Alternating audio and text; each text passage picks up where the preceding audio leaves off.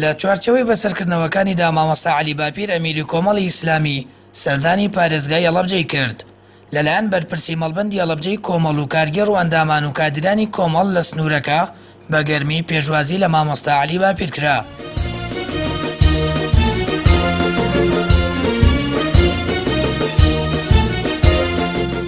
لە میانەی سەردانەکەیدا ئەمیری کۆمەڵی ئیسلامی لە کۆڕێکدا کە ئەندامان و کادرانی کۆمەڵ و تێیدا بەشدار بوون تیشکی خستە سەر چەند بابەتێکی شەرعی و دینی و هاوکات ئەو بارودۆخەی کە ئێستا لە هەرێمی کوردستان تێپەڕ دەبێت وتی ئەوەش لە سایە و تەوژمە ئەلمانیەی خوایان لە بیری خەڵک بردووەتەوە.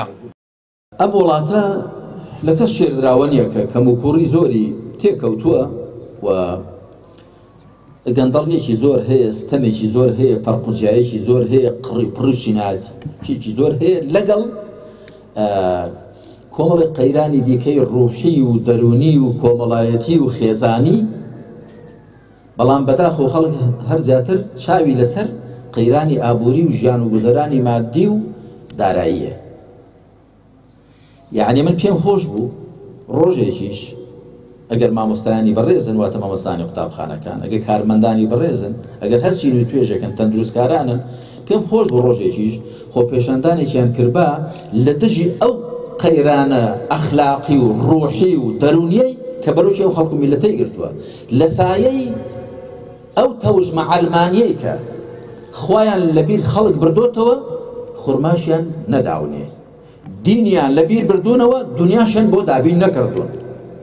خەڵک ئەی بۆ لەسەر دین و ئەخلاق و بەها ڕوحیەکان و ڕەوشت و ئاکاری ئیسلامیانەی خۆشی وەدەنگ نایە کە ئەوە زەرەر و مەترسیەکەی کەمتر نیە لە زەرەر و مەترسی قەیرانی ئابووری و قڕی پڕی و چینایەتیەک کە ئەویش هەر بەهۆی نەفەسی ئەلمانی و نەفەسی دنیاپەرستی و خۆویستی بەرەوشی خەڵکی ئەم وڵاتەی گرتووە. لە درێژەی وتەکانیدا مامۆستا عەلی باپیر وتیشی بۆ چاکسازی و گۆڕانکاری لە حکومڕانی لە هەرێمی کوردستان ئەرکیان قورس دەبێت و هاوکات دەیانەوێت ببناوێنی چاکسازیەکی ڕیشەیی لە وڵاتەدا، چونکە کوردستان هەم پێویستی بە چاکسازی و هەم پێویستی بە پاکسازیە. کەشەوە خەڵک وا شەواشە کرابێ کە هەست نەکا بەو زوڵمە دینیەی کە لێی کراوە، تەنیا هەست بە زوڵمە مادیەکەی بکەن.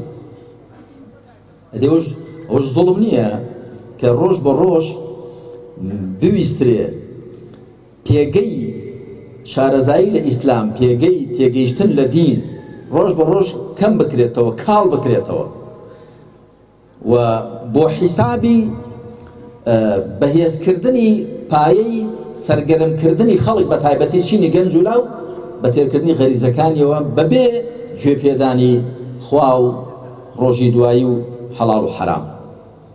ئەوەش زوڵم و ستەمێکی گەورەیە. ئێمە لە حاڵێکی وا دەکە خۆ دەبینینەوە بەڕاستی دەبێ هەست بە بارگرانی و ئەرکێکی قورس بکەین.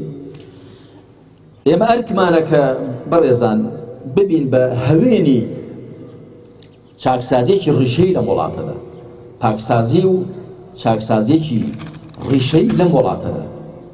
ئەم وڵاتە هەم پێویستی بە پاکسازی دەکا، هەم پێویستی بە چاکسازی دەکا. ئەمیری کۆمەڵی ئیسلامی لە پوختی قسەکانیدا لە هەڵەبجە و پەیامەی باوڵاتیان گەیاند کە پێویستە لە ئاست کێشە و قەیرانەکان وەشیارانەتر مامەڵە بکەن بۆ ئەوەی ئەوانەی بەرپرسن لە خوڵقاندنی قەیرانەکان دەستنیشان بکرێن. هاوکات هەر ئەم وەشیاری هاوڵاتیان بێتە بەردی بناغی گۆڕانکاری و بربەستێکیش بێت لە بەردەم دووبارەبوونەوەی ئەزموونی شکست خواردووی حکومڕانی لە هەرێمی کوردستان. سامان فەتاح، کەناڵی ئاسمانی پەیام، هەڵەبجە.